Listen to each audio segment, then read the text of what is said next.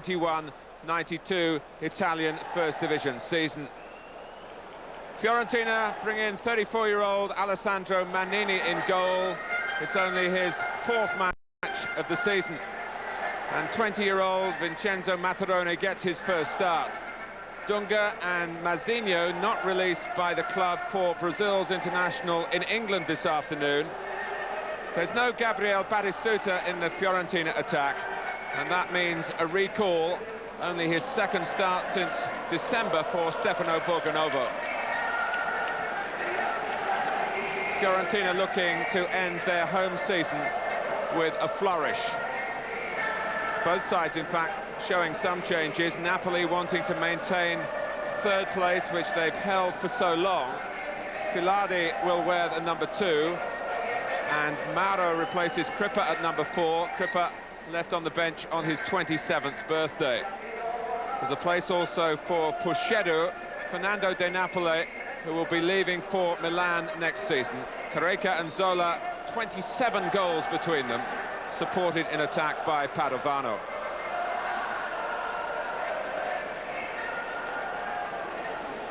Napoli sure of their place in the UEFA Cup next season, but not sure of finishing third in the league. They'd love to maintain that. For Fiorentina, it's been a fight for the most part to stay out of the bottom 4. They're safe now. So the two teams not only battling against each other, but against the elements as well. It's very hot in Florence. Fiorentina defending the goal to the left in the first half. They were beaten last week away to Sampdoria, and that was their first defeat in 6, so they put together a more consistent run. Laurent Blanc, the Frenchman for Napoli, playing it forward. Malushi at the heart of Fiorentina's defence.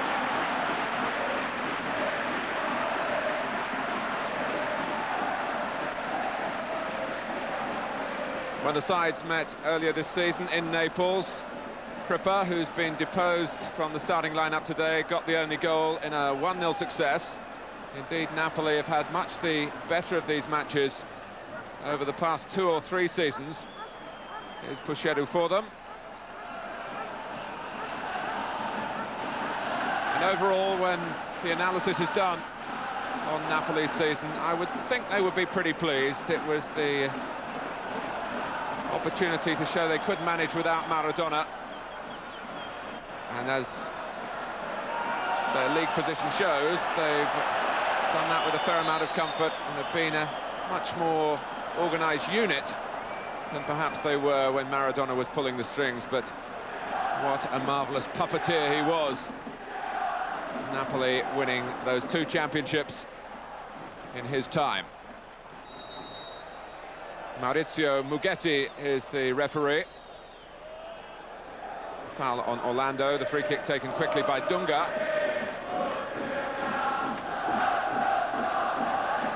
It will be interesting to see how Borgonovo performs. He really has had a very disappointing time over the past couple of years after scoring 14 goals for Fiorentina in the 88-89 season. Success that earned a move to Milan, where he couldn't really establish himself,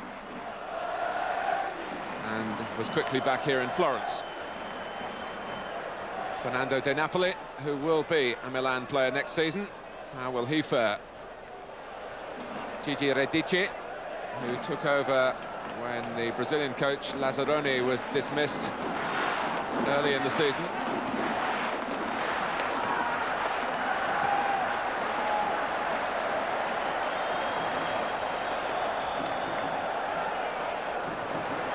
This is Mazinho. It's got Del Olio outside him, and Mazinho going for goal, and Giovanni Galli had to dive a long way to keep it out. Galli, the former Fiorentina goalkeeper, was here from 77 to 86, was an international keeper at that time as well, and he'll want to put on a good show today. He's made a good start.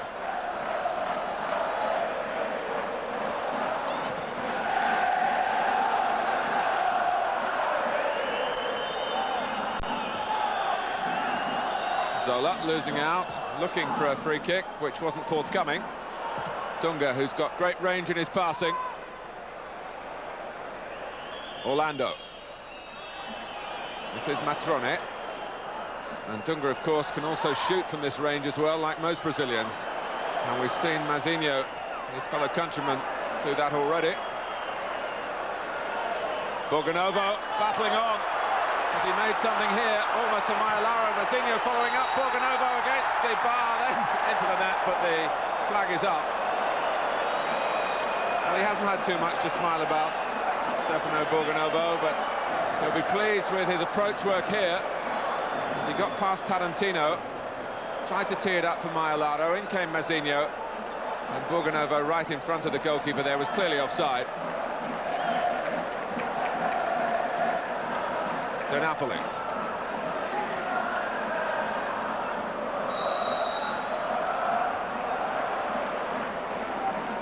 Well, Carreca at 31 now. He'll be 32 later this year. Still retaining his speed and his skill. There are a few better at this level. Mistake by De Napoli.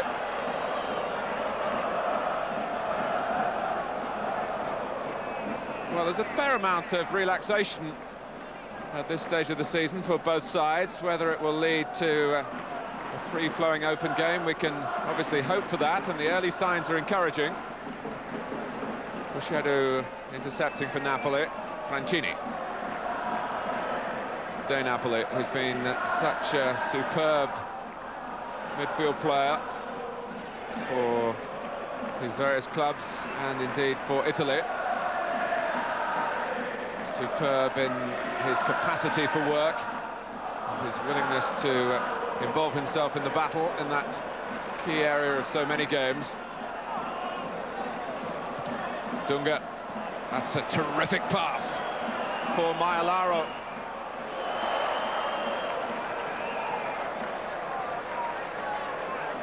Well, Fiorentina often open the game up. Whether they can take chances that they create remains to be seen. They've always had Dunga's drive from their midfield, and the promise of Massimo Orlando, who'll take the corner.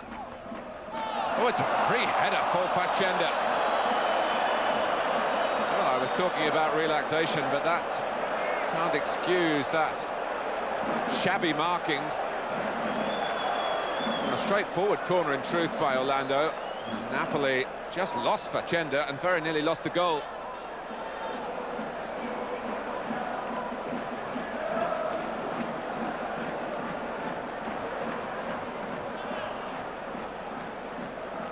Carreca.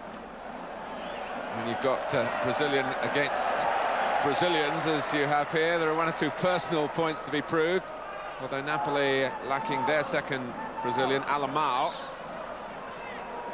who wouldn't have been asked by the international squad to join up in England because he's upset a few people. Well, there's no offside, and that was De Napoli's fault. Borgonovo! So the pressure has paid off. His first goal of the season, coming in the last match but one. That's largely due to lack of opportunity, but it was a real problem here caused by Fernando De Napoli for Napoli, and it was Mailaro who just lined it up for Stefano Borgonovo. It was well played in the circumstances once they got the chance, and Claudio Ranieri has to reflect on Napoli going behind to Stefano Borgonovo. The type of exercise that players often do in training to sharpen up their finishing. 2 against 1, and Fiorentina were able to make the odds in their favour count. Mailaro drew De Napoli towards him, and Borgonovo held his position well, stayed onside, and Galli was left with no earthly hope of keeping it out. Well, you hesitate to say it about games in the Italian First Division, where defending is usually so strong, but really the feelings and the signs were out that there would be a goal or two here.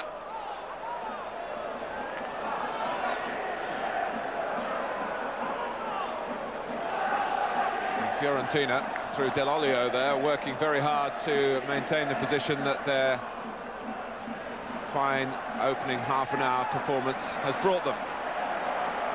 Dunga. And again, at the expense of Francini.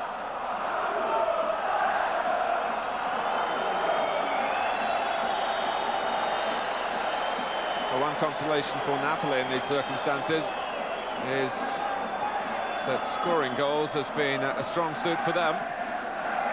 But with Dunga passing the ball like this, they've certainly got to work on their defending. Oh, and they could have been two down. It was Borgonovo going in again on the cross.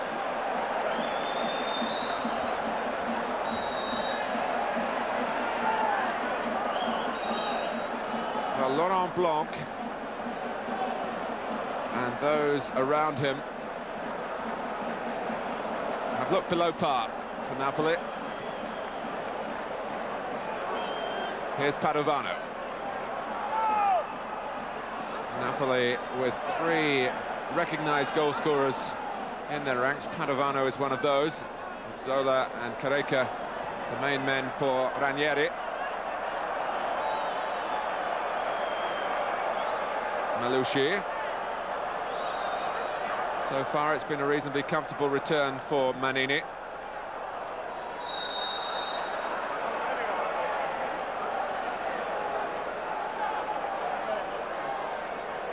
Blanc, who's in the France squad for Sweden, that's already been announced, the first of the 8 countries to declare their hand.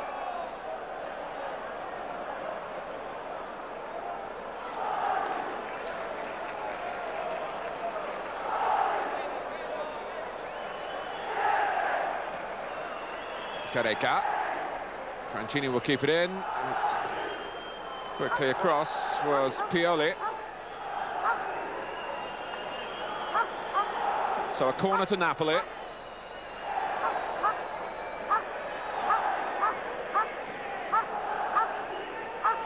And Zola will take it.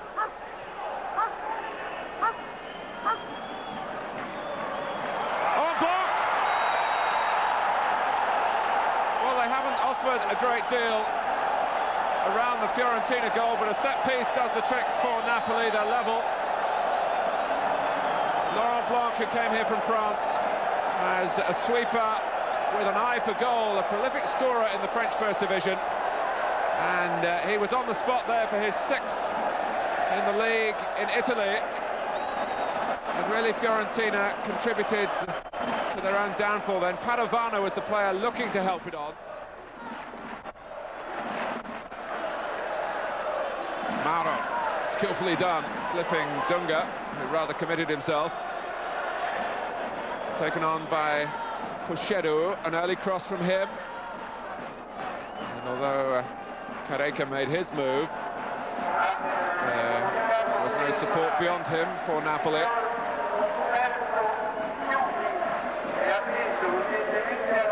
Dunga. Cut out by the scorer of the Napoli equaliser. And he's very much the master in that situation against Maialaro. Mauro, who's missed a lot of the season through injury.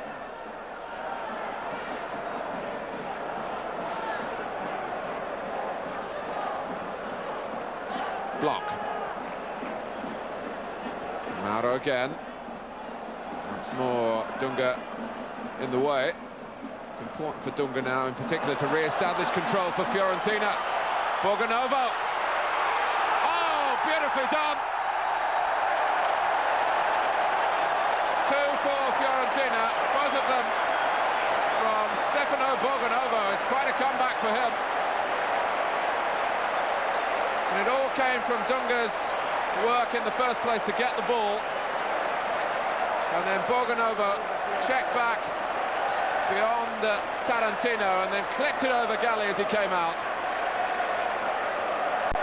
Strikers in Italy do have to do a lot of work for themselves, and Borgonovo very much following that blueprint.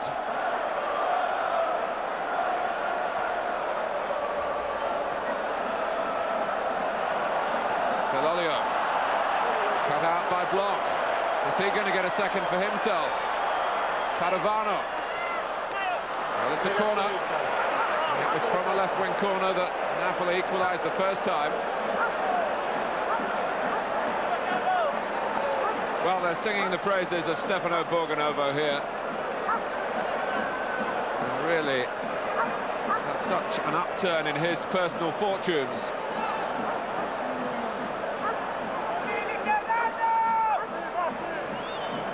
The problem at the moment for Fiorentina to cope with a corner, and they haven't done that. They were appealing for handball against Blanc. Cut out by Filari. Forward from Maro. To stay in play, De Napoli made sure of that. Padovano, it was a difficult one.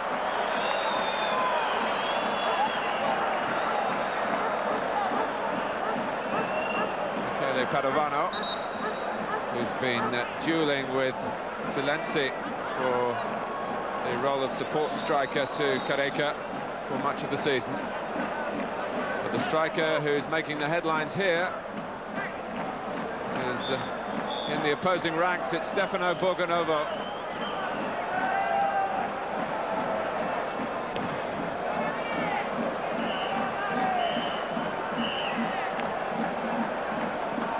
Blanc.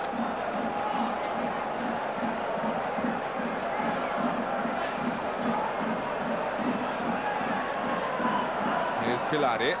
Careca for De Napoli for a moment in behind Matrone, and then choosing to play the ball back into an area that was easier to defend for Fiorentina.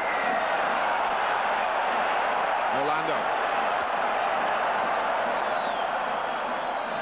The referee letting the half go on into stoppage time. We've had a minute of that. But he blows now the half-time whistle, has he? It is half-time in Florence, and Fiorentina go off with a fair amount of satisfaction. They've played well, and Borgonovo, a star at the sharp end for them with both goals. Laurent Blanc in between those two, getting an equaliser first of all for Napoli. At half-time, Fiorentina 2, Napoli 1.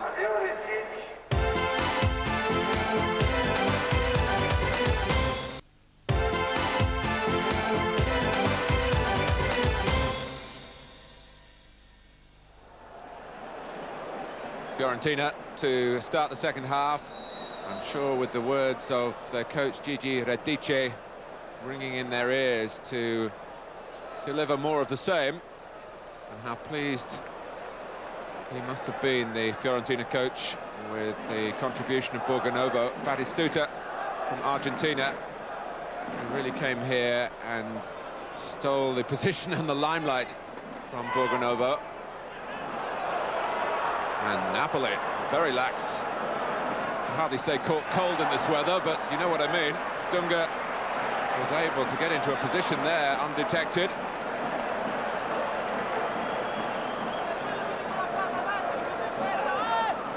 Maialaro, like Batistuta, in his first season in Fiorentina's colours, he came from Bari.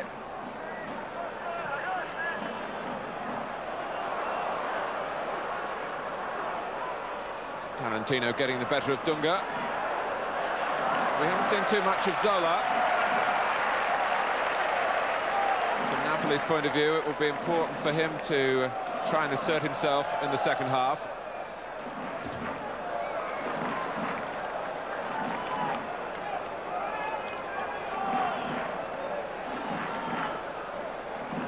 Mauro.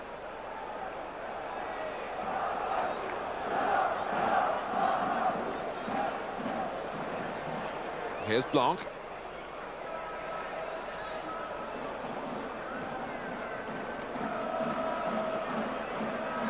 And De Napoli losing out to Matrone.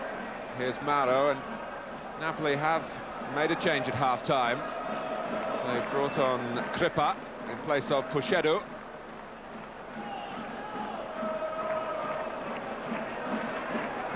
So at least Cripper gets the chance to spend a part of his 27th birthday out on the pitch. And it's Zola on the ball momentarily. Mazinho, who is really by trade a defender, although Fiorentina have used him quite often in midfield this season. Dell'Olio, Mailaro up with him, dealt with by Blanc.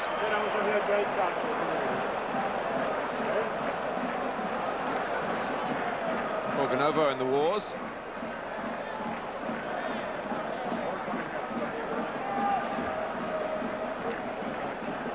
Here's Padovano.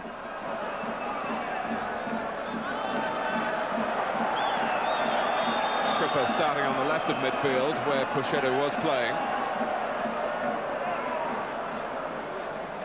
And Gigi Radice not having to adjust too much his formation, although you do find in Italy that there is a great deal of reaction to tactical switches, even when a team is in front.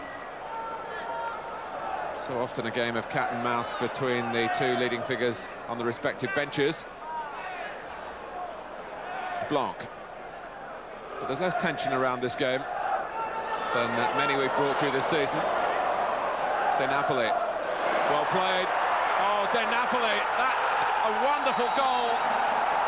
Well, he was responsible, really, for his defensive mispositioning, so to speak, for Fiorentina taking the lead, but he's more than paid back the debt.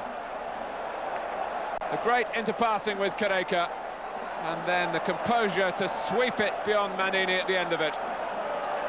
Well, he's going out in style as a Napoli player, Fernando De Napoli, and this is the type of football that Milan will be wanting from him next season. And it's 2-2. And now Gigi Radice is issuing some orders to his Fiorentina players. So Napoli's response at the start of the second half has been very firm. They're level again.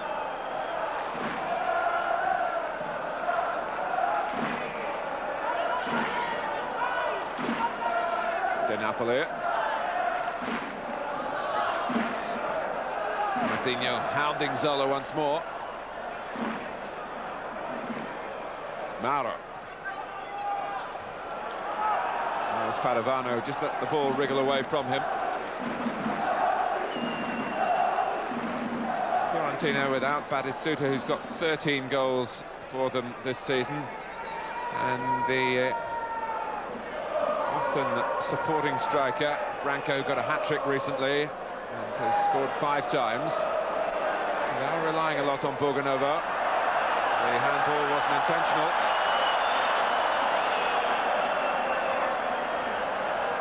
But Napoli don't get very far.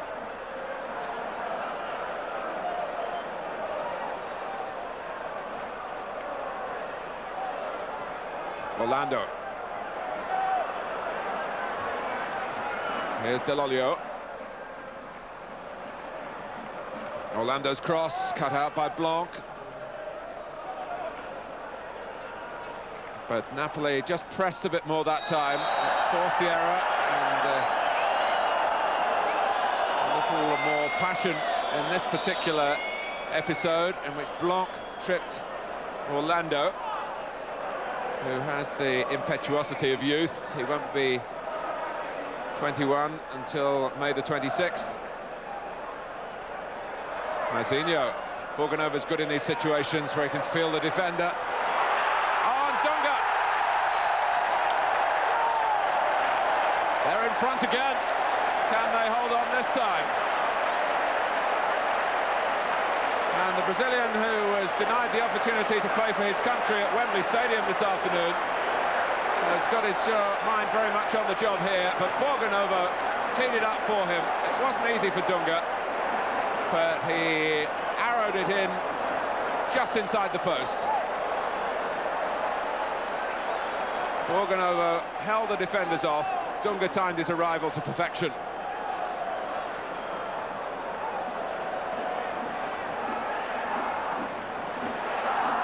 Careca. could have been a free kick in favour of Francini. The referee didn't see it that way. Dunga, Borgonovo. Is he on for the hat-trick? Well, it was an opportunity. He took the shot reasonably early.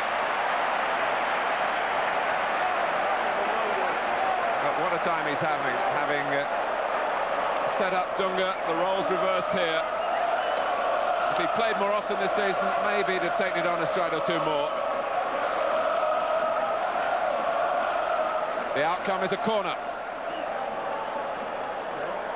And it really is an exciting and outward-going game. Mailaro, very much in that mood. Still Mailaro. Blocked by Mauro. Zola, who's achieved so much this season in the shirt that Maradona left behind. Crippa.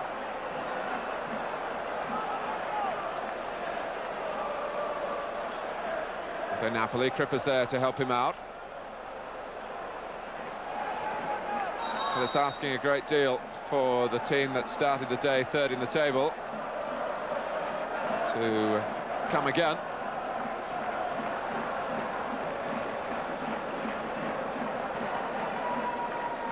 If they were to lose here and Torino were to win today, they're away to Atalanta, well, Torino would go third. So there's plenty of incentive for Napoli.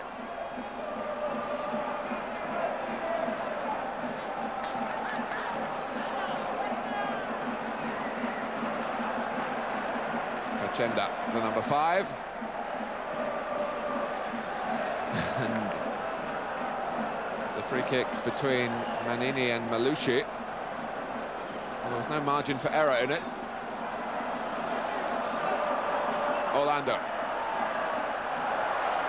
It's a deft pass for Mailaro. Well, Borgonovo is everywhere. They're complaining this time that he didn't lay it off. But I think he's earned the right to get the ball down for a shot of his own. It wasn't easy to hit. The touch on the chest took the ball square rather than towards the goal. Off comes Orlando, and it's an 18-year-old striker, Daniele Beltrame, who takes his place. Orlando giving the impression that he's not too happy with the change made by Gigi Radice. Mazinho holding off Crippa, getting his cross in. Oh, Borgonovo's missed it. Oh, Beltrame. What a start that would have been for him.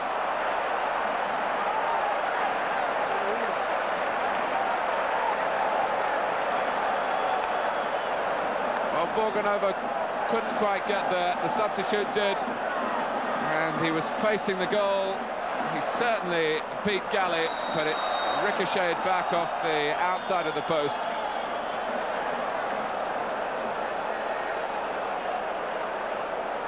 Well, however long he plays at this level, he won't get many opportunities than the one that's come in the first few moments of his career. The substitute you saw there, Andrea Silenzi,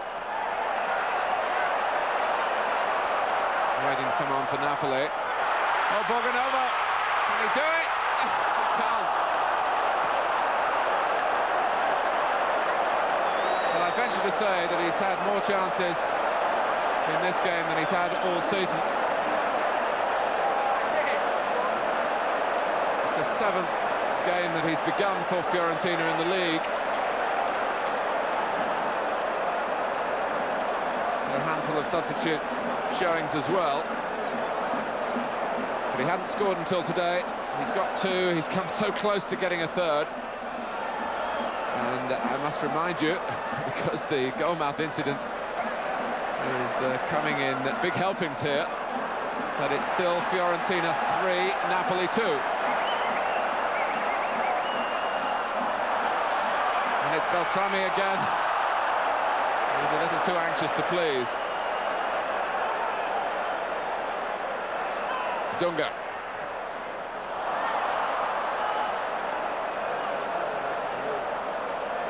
Now Mauro.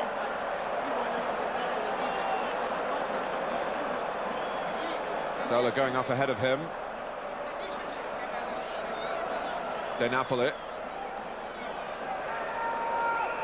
Well, the heat will definitely play a greater factor as we move towards the closing stages. Some of the players clearly feeling some fatigue because of it. It's a free kick to Napoli.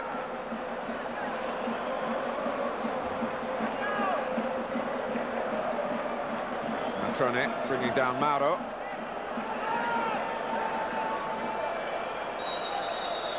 Zola to take it, and here's Padovano. Well, Manini tried to hold it, which might not have been the wisest policy, but Napoli didn't get a player following in quickly enough. Padovano, who produces such power at these moments.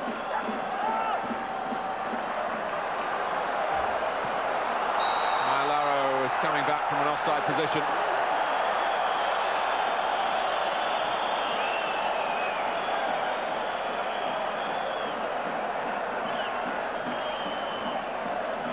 Zola.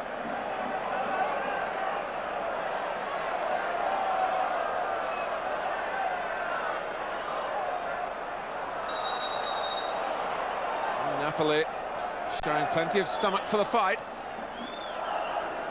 And they're going to have a bit more height to go with that stomach with Silenzi. Now who's going to come off? Oh, it's Carreca.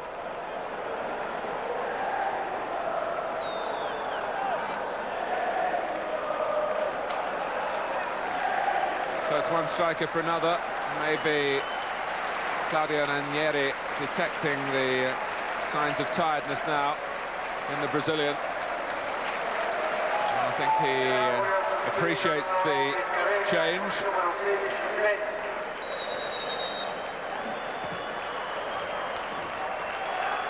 And Fiorentina not being given any chance to rest on their laurels.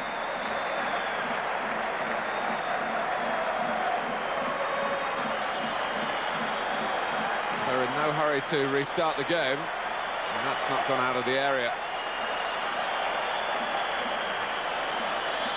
But the officials taking a pragmatic decision and letting the game go on. It's one of the oddest laws of the game, because it's a mistake defensively, but all the defenders do is get the opportunity to retake.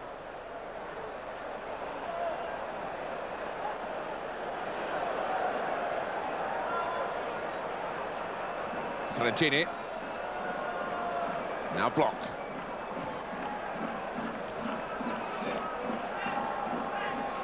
Here's Padovano. De Napoli. Silenzi. It's good work by Mazinho. Somebody had to attack the cross for Fiorentina. They've been rather sitting back over the last 10 minutes or so. More of the game being played in their half.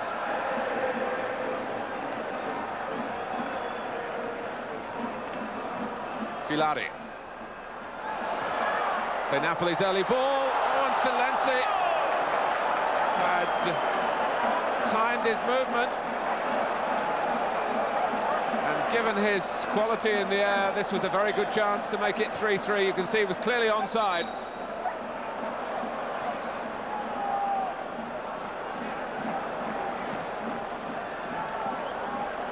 Well, the outcome here still in the balance. Malushi. Dunga. Mailaro hooking across. Borgonovo this time! He's got his hat-trick. He can take his bow. Well, that should settle it for Fiorentina. And Stefano Borgonovo, who's been out of the headlines for so long, can be sure that his name will be in bold print in the newspapers tomorrow. Maialaro, who paved the way for the first goal, also is able to cross right onto the head of Borgonovo for the third. Stefano Borgonovo, who back in '89 played 3 times for Italy when he was enjoying that very profitable season with Fiorentina. But from the end of that season, really, it's been something of a slippery slope for him. But he's on the climb again.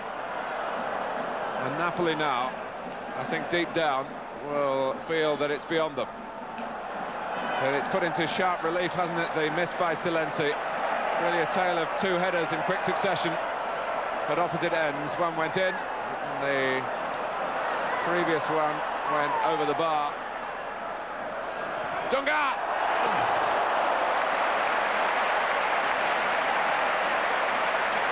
Well, I suppose players in every land in the world can hit them from this range, but there is something special when a Brazilian lets fly.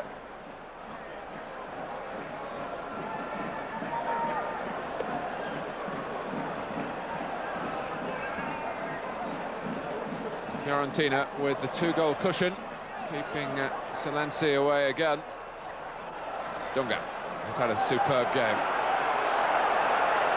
It's just run out beyond Maialaro.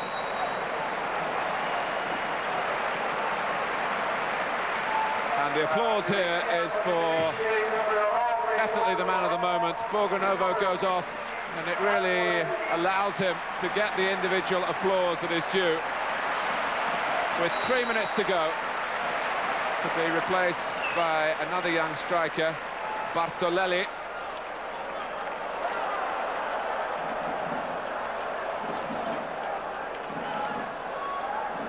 Mazinho. Well, for a good part of this season, it's been tough for Fiorentina, but they've enjoyed themselves today. Bartolelli wanting too much time.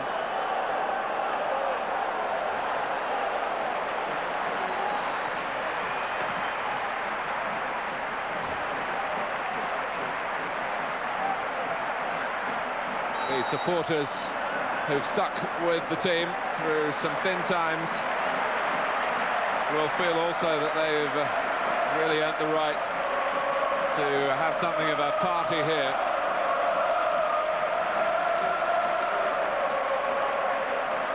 Great atmosphere in the stadium for these closing moments.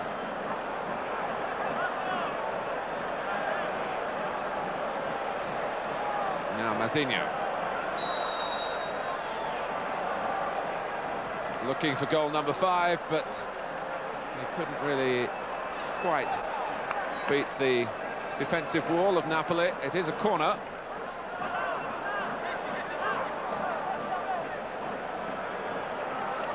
Napoli came here with plenty of adventure. That's been a policy for them in their away games this season. It's brought them some success. Of course, they lost 5-0 to Milan. It's the only time they've conceded 5 this season. But that could yet happen here in Florence. Maialaro.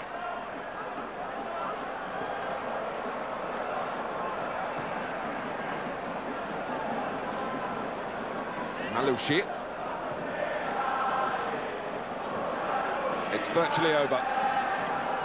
And that's a shame, because I think we could all stand a bit more of this.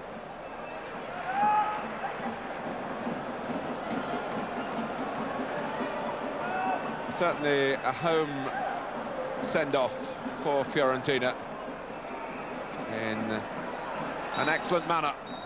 They beat Napoli here by 4 goals to 2. 3 of them from Stefano Borgonovo. A great return, and the reward for some sharp, thrustful play for Fiorentina, supported by a terrific all-round performance from the captain Dunga, which was embroidered with a goal of his own, the 3rd for Fiorentina. Napoli scoring through Blanc and De Napoli. That was a great goal too. Fiorentina 4, Napoli 2.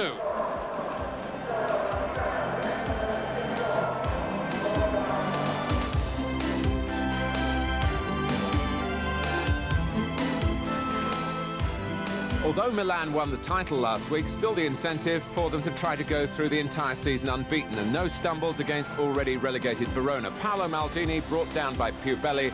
Marco van Basten's penalty against Napoli was saved last week. This one brought him his 23rd goal of the season. Ruud Gullit started for the first time since March the 15th, and his strength and shooting power, evidence of his full recovery from a knee injury. A tremendous goal, 2-0 in the first minute of the second half. Marco Simone on for Albertini rocked the Verona crossbar soon after his arrival, but the greater impact came from Carlo Ancelotti, who took over from Gullit. Frank Rijkaard teed up Ancelotti's first to make it 3-0. And Ancelotti, who'll be 33 next month, hadn't finished, robbing Stojkovic and striding on to score. Much speculation about his future, but the crowd were chanting for him not to leave. Milan 4, Verona 0. Juventus had to pick themselves up from losing the Italian Cup final to Parma 3 days earlier, and the Delle Alpi fans said farewell to Stefano Tacconi, for 9 years their regular goalkeeper. His replacement, Peruzzi, a spectator for much of the game, Jurgen Kohler crashing the ball against the Cagliari bar. It was out of play before Baggio retrieved it. It was all Juventus at this stage. Casiraghi hooking Marocchi's cross goalwards. On the line, the ex-Juventus defender Napoli. Another close shave for Cagliari here, Casiraghi and then Schillaci, summing up the frustration for the home side. It was slightly less one-sided in the second half, although Julio Cesar volleyed just over from Baggio's corner. At least Peruzzi had to make one save, the shot on the run from Fonseca. Juventus were yelling for a penalty here when Baggio tried to go round the goalkeeper, Yelpo. Nothing doing, and Cagliari's unbeaten run extended to 11 games, more by luck than judgment.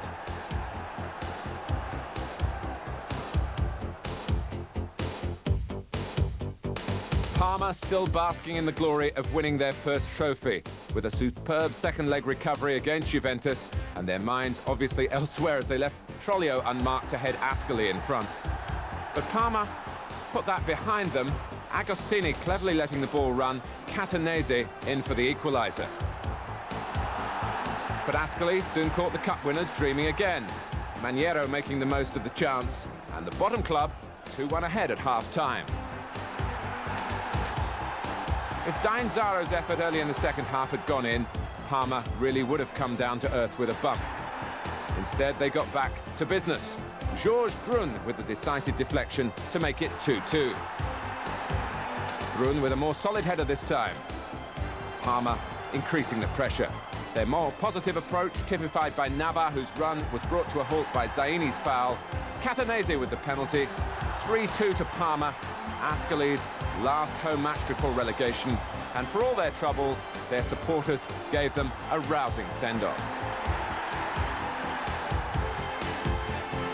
Parma's place in the European Cup Winners' Cup next season had increased Roma's chances of UEFA qualification from the league positioning if they could win in Cremona. Rudi Foller reading Marcolin's back pass, but his intentions anticipated by Rampula.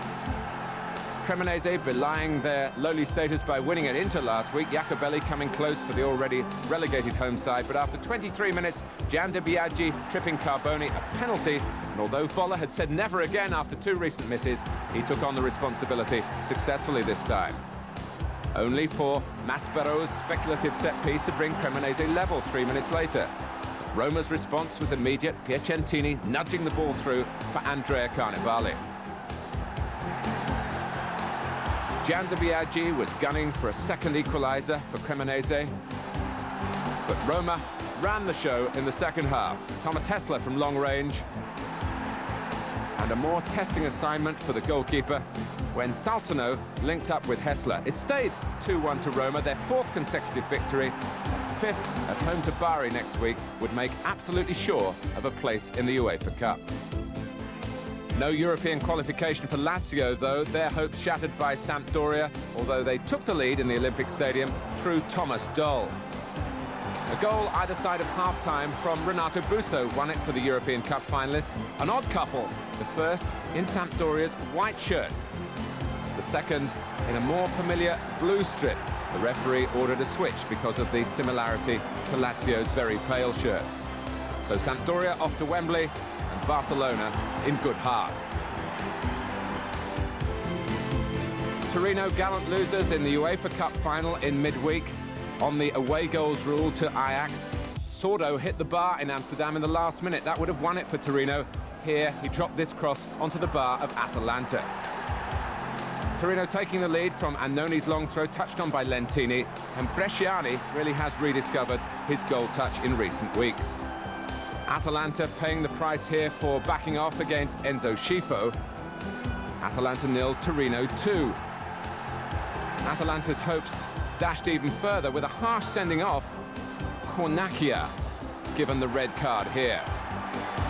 For a moment, that injustice roused Atalanta. Claudio Cornacchia with the shot that was turned aside by Marchegiani. This time, the Argentinian going round the goalkeeper, and it's back to 2-1.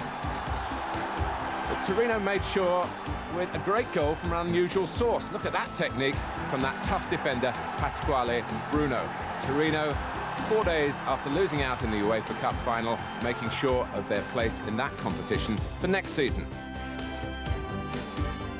What of Genoa? 4 consecutive defeats as they took on Foggia without Branco. He was playing for Brazil at Wembley. Bortolazzi took on the mantle at the free kicks. Foggia, their usual forceful selves in attack. Rambaudi unlucky not to give them the lead here. And then Berti in the Genoa goal had to make a special save from Picasso. 1-0 to Foggia after 29 minutes. A mistake by Signorini, losing out to Shalimov. Rambaudi the scorer. And it was Rambaudi who set up the second in the early minutes of the second half, just rolling the ball through with great accuracy in behind Genoa, and Signori taking his tally for the season to 10. Foggia certainly rode their luck after that. It was all Genoa. And after Mancini had lost the ball here, Carlos Aguilera clipping his shot over the defenders on the line, but not under the bar. Genoa pushing Foggia back again. And Aguilera, the unlucky player once more. Padolino guarding the post. And then Ruotolo's run. It just wasn't going to be Genoa's day. A 5th consecutive defeat. And in fact, the penalty miss in the closing minutes by Petrescu was really only academic. Foggia with 6 wins and 2 draws in their last 8 games. And in the last 6, Rambaudi has scored 6 goals. Finally, to Bari, no David Platt against Inter. He was playing and scoring for England. Bergami for Inter here on a day they needed to win to keep alive their slim hopes of European qualification. Walter Zenga given some work to do by an old teammate, Enrico Cucchi. Inter in front in first half injury time. Desideri against the post. Bianchi following up for his first goal of the season. Bari very unfortunate when Andy Bremer cleared off the line from Losetto. Zenga stopping the follow-up from Brogi. A clumsy piece of defending now by Pronya. A penalty for the foul on Klinsmann. Substitute Fausto Pizzi had only been on for a couple of minutes, and he wasn't quite ready for such responsibility. More trouble for Inter. Bremer sent off for retaliation, so this might have been his last game for the club if he's suspended next week. Bari also had Losetto dismissed for the 4th time this season. Pizzi then made amends for his penalty miss, Bari giving him too long to set his sights. Bari 0, Inter 2.